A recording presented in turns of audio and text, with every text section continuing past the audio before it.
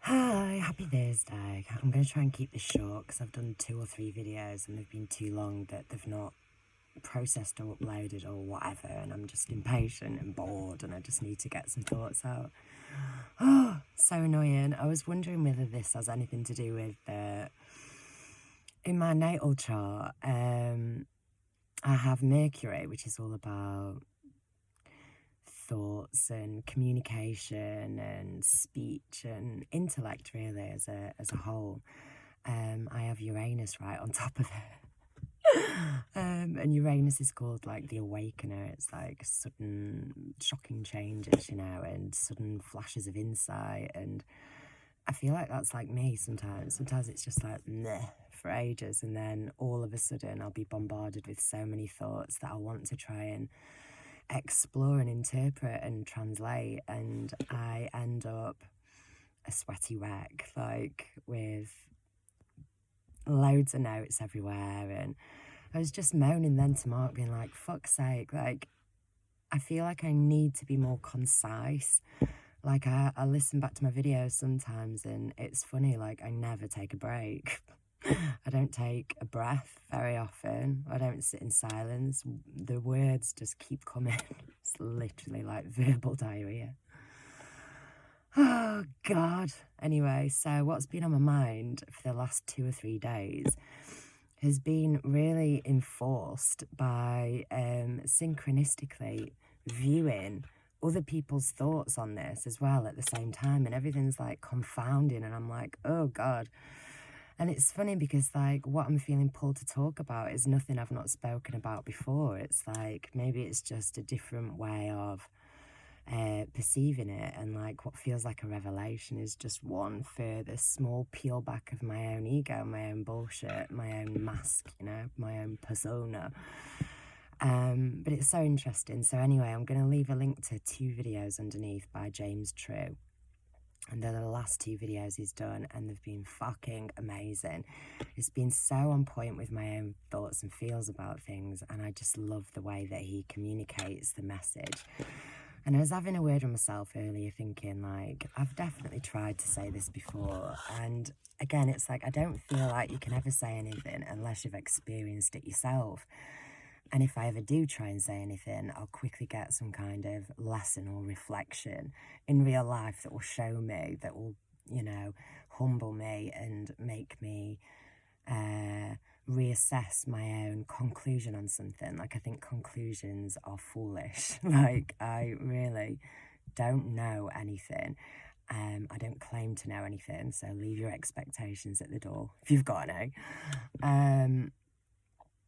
But these are just my feels. So in 2018, sorry for the repetition if anyone's heard this before, I had a spontaneous breakdown and re-emergence, rebirth, whatever. I had this mystical experience in March 2018 in my bedroom there, and this green light, flash of green light, like a green ray, appeared in my bedroom. A crystal materialised that looked like iridescent plasma or something.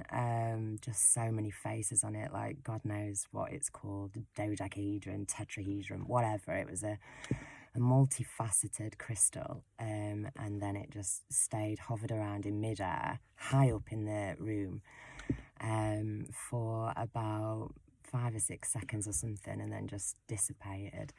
And that night I had like dark night of the soul shit, sweats, sleep paralysis, psychosis, freaking what do you call it,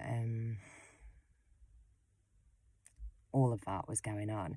But I received these downloads, and I've mentioned them before because I've had to laugh because they sound so wild and egoic, but anyway, for shits and gigs, here we go. So the first one was that your DNA has been upgraded. And I didn't know what that meant. And when I went on YouTube and put in DNA upgrade, I came across all these channels, and it's funny because, like, I laugh back now because I don't watch any of these channels anymore, but it was definitely needed for that stage in my awakening, for want of a better word, I don't know, channelings about the Pleiadians, or you know, this type of like very gentle, glittery, feminine sort of Gaia type vibe of things. You know, like on the next solar eclipse, your DNA will be upgraded, and it'll just be some like 20-year-old guy talking about how on the next full moon your DNA will be upgraded or whatever. But anyway, I didn't realise that it was even a concept, a thing, a sentence, something people were talking about until after that night. Anyway, so that was the first one. Your DNA's been upgraded. The second one was, you're here for a reason. And the third one was, it's all about the blood. And I still, to this day, I don't quite know what is all about the blood. That's what my mission is to find out, I think.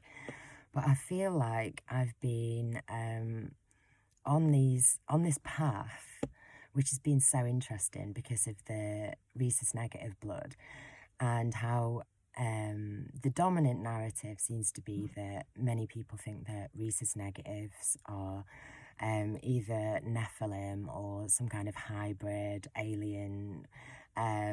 What's the other ones? You know, like Archons or something from Nibiru, or just pure reptilians. And I think things have got muddled since since the information, be it true or false. Sometimes I think, how the fuck do we know? Because if you try and get hold of your, you know, ask your doctor your blood type, it's very hard to find out, put it that way. You're best off getting a little kit off Amazon and testing yourself if you're interested. They're very cheap. Anyway, so, and I always knew I had rhesus negative blood because my mum did, and she used to speak a bit about it. Anyway, so when I started looking on YouTube about rhesus negative blood, I was like, holy shit, like this is an endless pit of hell, this rabbit hole. Like, and because the rhesus negatives are a minority, the dominant narrative is always going to be that of the opposite. So I found it interesting, like just observing different people's comments, experiences, attitudes, and not being able to deny the similarities between many rhesus negatives, which is so juicy and interesting in and of itself. But always having to watch myself that I'm not getting into that good and evil camp, whichever way it is. You know, a lot of rhesus negatives feel like they're portrayed in the absolute opposite way of how they are. And I've definitely felt like that before. I've felt like unfair persecution on my ancestors, on me, on this idea that this you know, that this blood is evil or wicked. It feels like really dissonant with me. It's not a harmonious feel within me. And I'm also aware that that could be it could still be true, you know, in some ways.